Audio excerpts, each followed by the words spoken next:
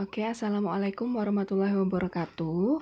Anak-anak, hari ini kita akan melanjutkan topik bahasan yang kedua, yaitu mengenai momen inersia. Momen inersia ini memiliki simbol I dengan satuannya adalah kilogram meter persegi. Nah, momen inersia ini merupakan ukuran kelembaman suatu benda yang bergerak rotasi.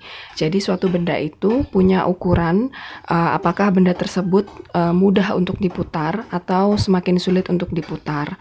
Nah, semakin besar momen inersianya, maka makin sulit untuk benda tersebut berotasi, atau makin sulit juga benda tersebut untuk dihentikan dari perputarannya.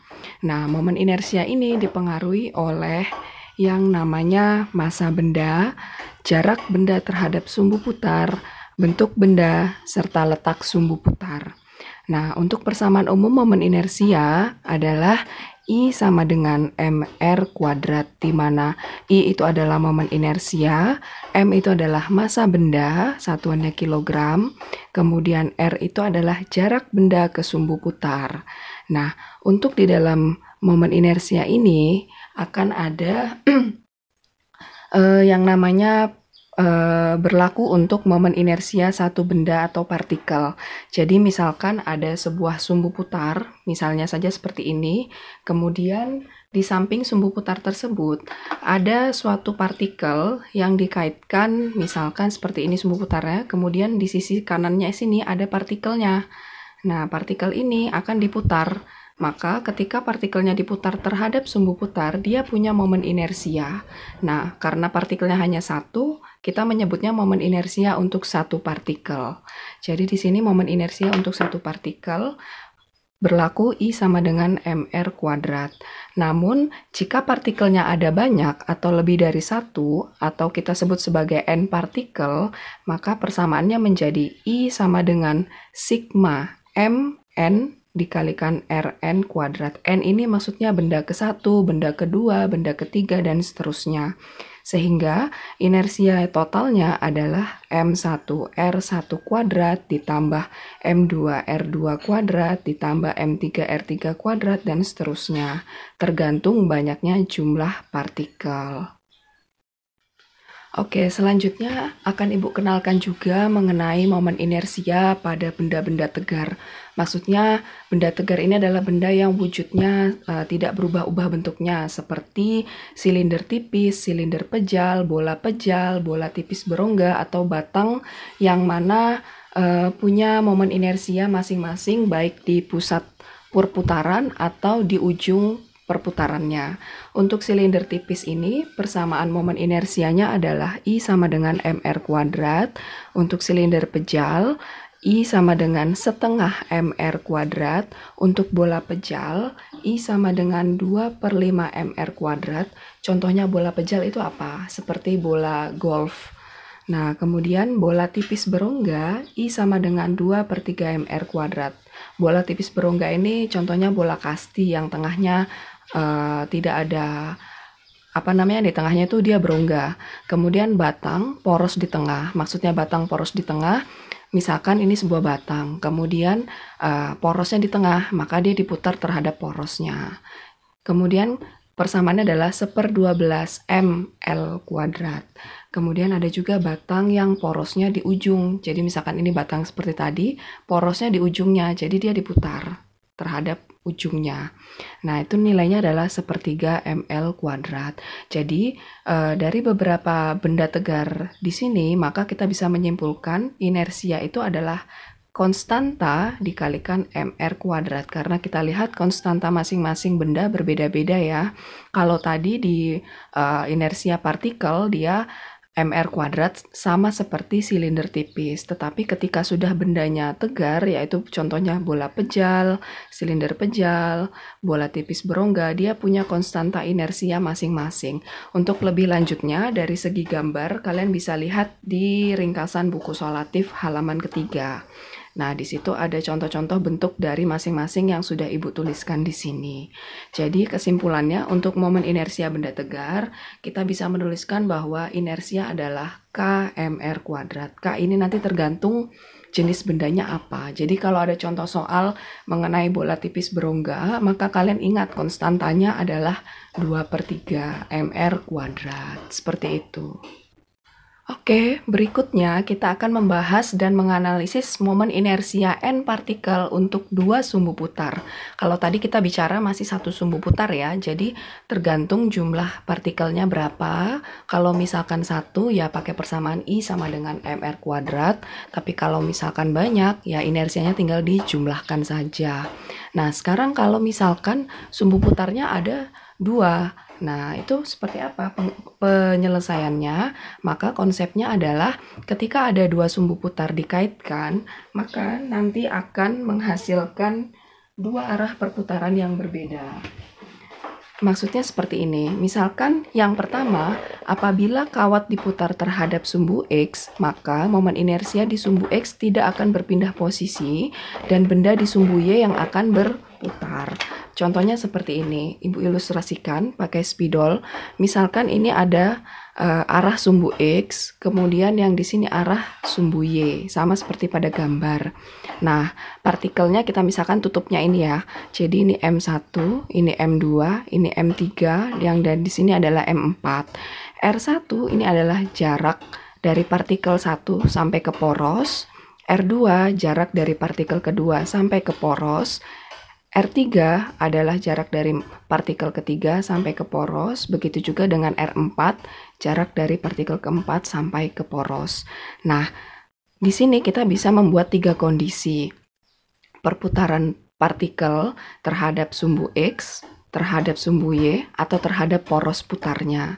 Nah, kalau misalkan kasus pertama, apabila kawat diputar terhadap sumbu X, berarti sumbu X ini yang kita putarnya seperti dia dipelintir, maka nanti kondisi arah sumbu Y itu yang akan bergerak seperti ini.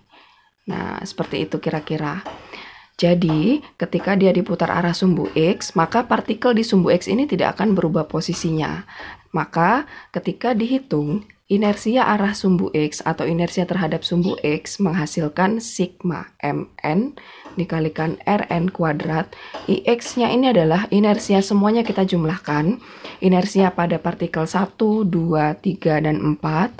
Tadi ingat ya, kalau misalkan inersia arah sumbu X berarti komponen partikel di arah sumbu X-nya ini tidak dihitung. Jadi I1 ditambah I2, I2 posisinya di sini, kemudian I3-nya yang di sebelah sini. Ini kita nilai inersianya 0.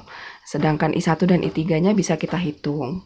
Sekarang kasusnya apabila diputar terhadap sumbu Y. Nah, sama seperti tadi, berarti ini sumbu Y-nya kita pelintir, maka nanti yang arah sumbu X ini akan bergerak. Seperti ini gerakannya. Nah, seperti itu kira-kira.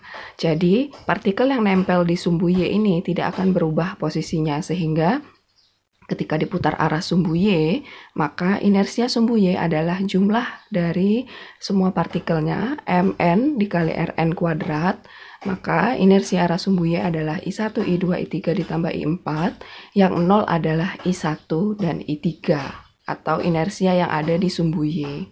Nah, lalu kasus yang ketiga, apabila kedua kawat diputar terhadap poros pusat, maka baik kawat sumbu X dan sumbu Y akan berputar.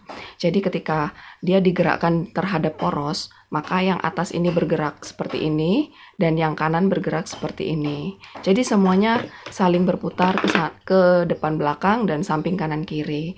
Nah, seperti itu, atau nama lainnya spin ya. Jadi inersia pada arah sumbu pusatnya, maka kita hitung semuanya. Inersia 1 ditambah inersia 2 ditambah inersia 3 ditambah inersia keempat. Oke, ini mengenai topik momen inersia, dan contoh soalnya akan Ibu lanjut setelah ini.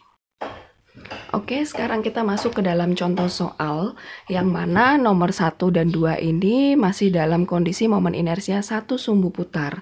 Sedangkan yang nomor 3, momen inersia yang ada pada dua sumbu putar.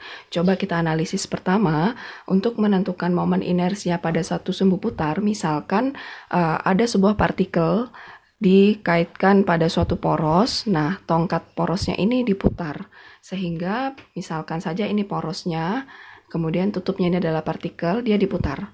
Nah, maka partikel ini akan punya momen inersia, tadi rumusnya adalah I sama dengan mr kuadrat. Massa partikelnya 1 kg, kemudian jaraknya terhadap poros adalah 1 meter. Sehingga hasilnya adalah 1 kg meter persegi gitu. Sekarang yang kedua, ketika ada dua buah benda disatukan dengan satu sumbu putar, maka keduanya juga akan memiliki momen inersia. Sama seperti tadi bahwa sigma m ke n dikalikan Rn kuadrat, maka inersia benda ke satu ditambah inersia benda kedua. Jadi inersia benda ke satu yang masanya 2 kg adalah M1 R1 kuadrat ditambah massa benda yang kedua M2 R2 kuadrat. Hati-hati jarak ditinjau sampai ke poros. Berarti untuk benda yang pertama masanya adalah 2 kg, jaraknya 20 cm, kita rubah ke meter, berarti 0,2 kuadrat ditambah massa benda yang kedua adalah 1 kg, jaraknya adalah 30 cm, berarti 0,3 kuadrat. Sekarang tinggal kita totalkan. Ini 2 dikali, kalau misalkan kita buat perpangkatan berarti 4 dikali 10 pangkat min 2 ditambah, ini berarti 9 dikali 10 pangkat min 2. Nah, 2 kali 4, 8 dikali 10 pangkat min 2 ditambah 9 dikali 10 pangkat min 2. Maka hasilnya adalah berapa nih? 17 dikali 10 pangkat min 2 kilogram meter persegi. Oke, sudah paham ya mengenai momen inersia suatu partikel. Lalu kasus yang ketiga, kita akan menentukan momen inersia berdasarkan sumbu putarnya. Seperti tadi, kalau misalkan menentukan inersia pada sumbu putar X, maka yang akan kita hitung adalah benda-benda yang ada di sumbu Y. Berarti benda yang ini kita misalkan A, ini B, ini C, dan yang ini D, maka yang kita hitung adalah benda-benda yang ada pada sumbu Y, berarti momen inersia A dan C. Maka ini adalah inersianya si A ditambah inersianya si C. Sedangkan inersia yang diputar pada arah sumbu Y, maka yang berputar adalah momen inersia B dan D. Maka inersianya si B ditambah inersianya si D.